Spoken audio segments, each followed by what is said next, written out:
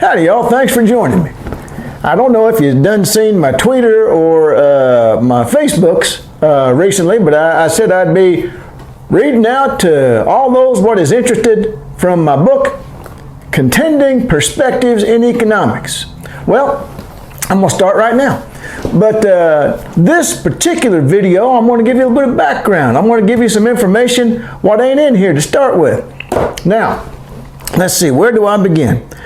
In the fall of 2006, at the university where I am employed, we had a departmental retreat. And at that retreat, one of my colleagues brought up the fact that sometimes our students have difficulty moving from one professor to another when they might be coming from different schools of thought.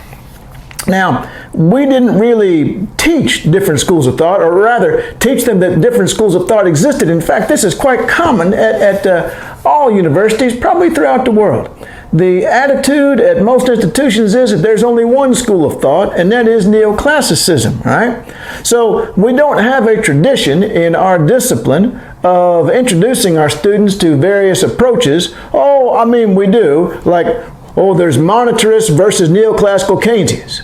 But that's like saying there's Methodists versus Presbyterians. Well, hell, if I'm a Buddhist, those look pretty much the same to me. So, we decided at that meeting that perhaps we should have an individual course devoted simply to introducing students to various different schools of thought in economics, and not the ones what is real close to each other, but the ones that's far away, all right? Now, on top of that, we decided to make it a required course. So this is all in fall of 1980, good Lord, that was when I started there, in the fall of 2006. Now, we taught the first round of it in fall of 2007, and I assigned this book right here. And it's a fine book, all right? Let's see, I'm going to tell you a little bit about it. It's an edited volume by Douglas Mayer and Ann G. Miller, all right?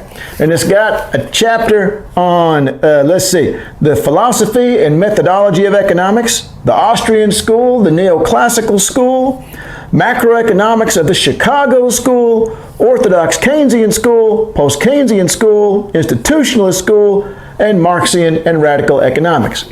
And so I used this for a couple years, and again, it was a very useful book, very timely volume. But publication date, let's see here, 1991, all right? So I'm teaching this in 2007, and the volume is from 1991. Plus, it's an edited volume, so you've got different authors of each chapter, and I found that uneven. I wish there'd been a single author of the whole thing.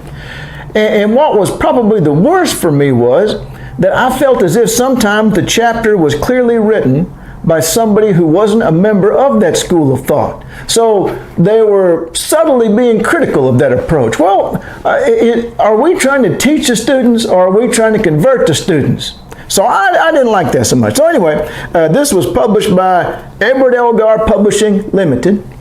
And at the economics convention, don't remember what year it was, I stopped by the Edward Elgar booth. And I said to Mr. Edward Elgar himself, I said, I'm using y'all's book, and I love this book. But do you have another one? Perhaps one more recent? Now, I swear to you, to this day, I do not know how this happened. I assume that he used a Jedi mind trick on me. I believe what he probably did was saying, you don't want to find a new book, you want to write a new book. And somehow I walked away having agreed to do something that had never crossed my mind. My main areas being international economics and exchange rates. It had never crossed my mind to write something on different schools of thought. But like I said, he did a mind trick on me. And so I'm walking away thinking, yes, I must write this book. Get to the airport, and right away I'm working on it.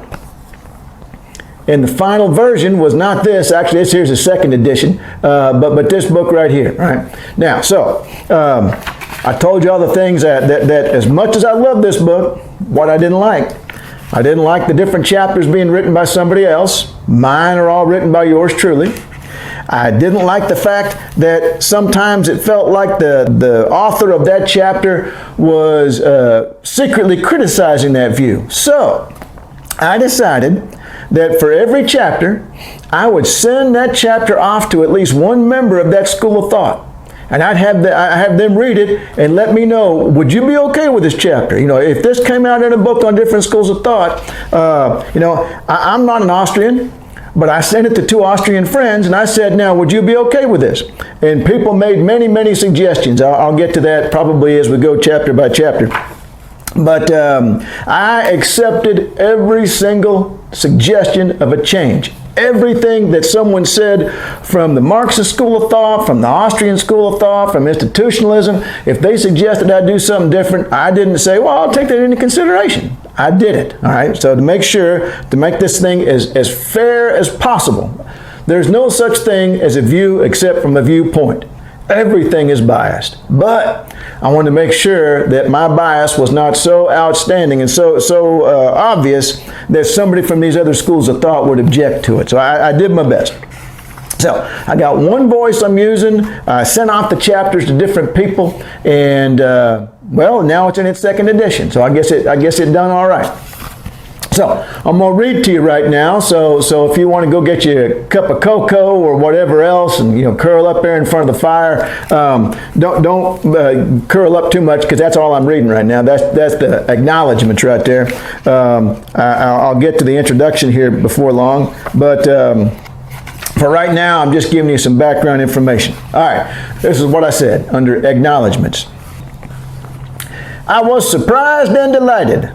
When we get to the regular chapters, I'll stop doing the cowboy thing and just read it regular so that you can relax and not have to listen to, I was surprised and delighted. But I'm going to do that right now, though, if that's okay with you.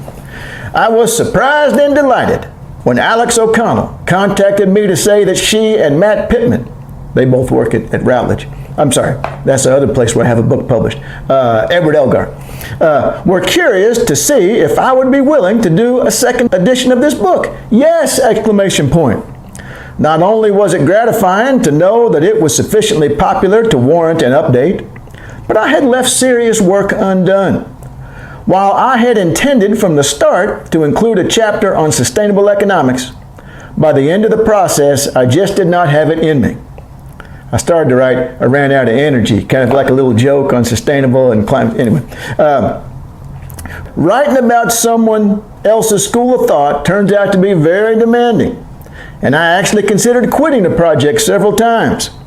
But with the support of my wife, my daughters, and the folks at Elgar, I pressed on and finished the 1st edition, save that one chapter. Needless to say, climate change is the issue that may define the next century, perhaps even millennium. For that reason, I always had a bit of an empty feeling regarding the 1st edition, a sense that I missed an important opportunity. That this is no longer true is thanks in large part to Richard Norgaard at University of California, Berkeley, and Clive Spash at Vienna University of Economics and Business. When setting out to do the research on ecological economics, I took a chance emailing them, and they both very kindly responded. More than that, they forwarded extensive reading materials and sent long notes that put things into context for me and clarified my points of confusion. It was a tremendous help. In terms of the rest of the book, my wife, Melanie, not only continued to be enthusiastic about this project, there's actually a funny story about that, I may tell you that, but she also read several chapters and suggested revisions. Both of my daughters, Meg and Alex, did the same, as did one of their friends, Duncan Griffin. Meg, a PhD candidate in linguistics, she should probably finish up her dissertation here by spring semester, was particularly helpful in cleaning up the introduction where I had apparently made some misstatements regarding language. I would also like to thank the university, college, and my department and all my colleagues therein. They are truly supportive, and I am lucky to work there. Incidentally, the attention we pay to contending perspectives in our curriculum is regularly selected by graduating students as the department's greatest programmatic strength. But that's not all. Because of the nature of this volume, I thought it vital to have each of the heterodox chapters reviewed by one or more members of that particular school of thought. This was very important to me, as I wanted to make sure that everybody thought they were treated fairly. Their help was invaluable, and to the best of my knowledge, I incorporated every single criticism and comment save one. Proceeding in the order that those schools of thought are introduced, Andrew Kleiman of Pace University was of tremendous help in revising the Marxism chapter. He not only told me what I had done wrong, he provided me specific references for use in my corrections. He not only told me about 6 single-spaced pages worth of what I had done wrong, and he was right, he also showed me how to fix it. Sam Bostaff at University of Dallas, that was my first ever job interview, by the way, was with him. He's a wonderful man. Took time from his retirement to help me improve the Austrian economics chapter. My own colleague here at TCU, Doug Butler, also offered his insights on that chapter, and he helped me with my explanation of how economic science really works in chapter 2. It should be noted that he did this just days after the birth of his first child, that he then named after me.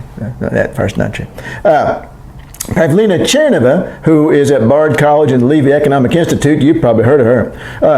Her excellent critique of the chapter on post-Keynesianism caused me to undertake a significant refocus of the discussion of their policy recommendations and to clarify several important issues I had earlier skimmed over.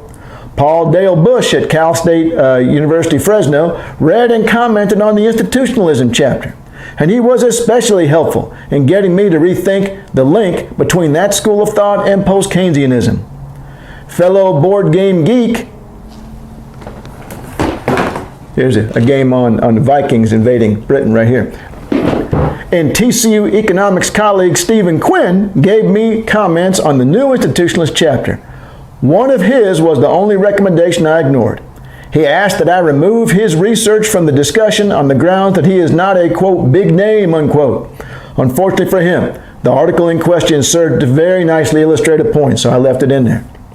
Finally, Gillian Hewitson at University of Sydney and Janice Peterson at Cal State Fresno gently but firmly corrected my many missteps in the feminist economics chapter. I am grateful for their commentary and the many sources they provided. All right, so this is first edition of the book, right? So I'm thinking, all right, I'm not going to do the sustainability chapter anymore. This is the last chapter, the feminist chapter. All right, I got something written up. I'm going to send it out to Jillian and Janice. And I can remember very clearly one of them in their response writing, I'm sorry, John, but I fundamentally disagree with you. Well, after crying for several hours and wandering off into one of the fields and talking to the cattle and so forth, I finally bucked up my courage about 2 weeks later and went back through, and they were absolutely right. And I'm pleased to say that in the end they liked the chapter. So the whole sending it off to somebody sure sounded like a good idea before I started. And then when I actually got to doing it, it's like, oh my God, I got to make some changes. But in the end, I'm glad I did it because it would not be the book that it is without their tremendous help. Finally, Richard Norgard of UC Berkeley, who was mentioned above, vetted my chapter on ecological economics. He corrected a number of my misperceptions and made sure I included important concepts I had omitted. I want to also be sure to thank my editor at Edward Elgar Publishing, Alex O'Connell. She was very helpful and supportive and always left me feeling as if she had complete confidence in me. That was a real boost when I was worn down. And as always, I am grateful for the help of all the individuals above, but any remaining errors are my own. All right. Now, I mentioned while I was reading that I was going to tell you a funny story. And then this will finish off the introductory video, and then the next one I'm going to do is going to be on chapter 1, which I called Introduction. All right. So anyway, I mentioned in there that my wife was very enthusiastic about the project. All right, so let's see how I can tell this story. We had a visitor here at the university, and I went to go out and pick him up. And the first edition of this was still in draft form. And I thought, I'll bet he'll be interested in this. So I'm going to print the whole thing out. I'm going to get a hole puncher, and put it together in a binder. And I'm going to give it to him. See if he, if he might want to read it. So I went and picked him up at the hotel. And we're riding towards the university, and I reach in the back seat and I pull out that binder and I hand it to him, and he looked a little bit like a deer in the headlights at night driving here through rural Texas here, and he's flipping the pages and he looks up at me and he says, I'm writing the same book. So when I got home, my wife said, but you got your copy back, right? Well, no, I mean, but you're kidding, right? You got your copy back, because I mean, whether somebody means to or not, they're going to be influenced by that. John, she said, get upstairs right now and continue writing. You need to finish this as soon as possible. And so I did. So there was a lot of pressure from my wife. I tell you, I almost cracked under it. But she said, now that you've given it out to somebody else who's also doing the same thing, and he wasn't doing exactly the same thing, but it was a similar project. But anyway, that was one of the reasons why she was so supportive and so wanted me to get done. All right, well, I hope this whetted your appetite for this fascinating book here. Now, I got to tell you, I'm currently listening to, you might have heard of it, Lord of the Rings on audiobook. And well, I've got another game right here, Lord of the Rings. And great game. And the individual reading it is Andy Serkis, who, of course, as you probably know, played Gollum in the movie version of the books. And he does all kind of great voices for everybody. And that's really putting some pressure on me. You know, do I do like an Ayn Rand voice for the Austrian, or I try to talk like Karl Marx for the Marxist chapter? I think I'm just going to stick with me. I have a tough enough time doing me as it is. So I want to apologize in advance. There's not going to be any funny voices or anything like that in the video. All you're going to get is me. Thank you very much for listening/watching, and may the force be with you.